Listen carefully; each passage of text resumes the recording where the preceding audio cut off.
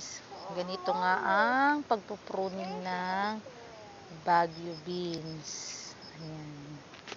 Nagpupruning nga ako ng Baguio beans. Ayan. Kasi kinakalawang na yung dahon niya. Pag hindi mo tinanggal yan, kakalat yan sa mga dahon-dahon niya hanggang sa tumanda na yung puno. Pag pinabayaan po kasi yan, tatanda ka agad ang puno tulad yung mga yan. Instead na marami pa siyang ibubunga o i-harvest, hindi na kasi nga napabayaan siya. Ayan, nakailang layer na nga ako kahapon. Ayan, tapos ko na yung i-pruning.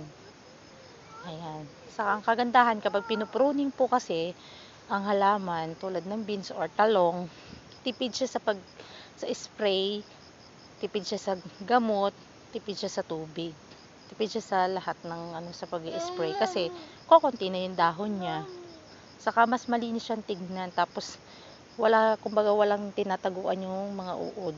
Kasi kadalasan diyan sila sa dahon nakatago ang mga uod.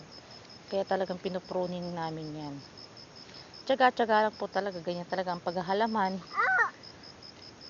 Pagtsatsagaan mo lang talaga siyang i-pruning. Pero pag na-pruning mo naman siya, maganda na siya kapag na-pruning mo.